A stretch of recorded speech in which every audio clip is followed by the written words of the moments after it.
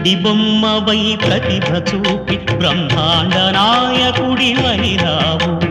మాతా పితలకు ప్రదక్షిణముతో మహాగణపతిగా మారావు. భక్తుల మొరలాలించి బ్రోచుటకు గజముఖ గణపతివైనావు. బ్రహ్మాండమునే బొజ్జలో దాచి లంబోదరుడవు అయినావు.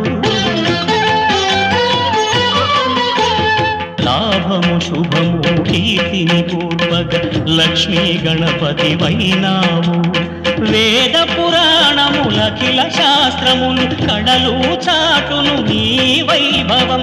వక్రతుండమే ఓంకారమని విబుధులు చేసే నీ కీర్తనం. జయ జయ శుభకర వినాయక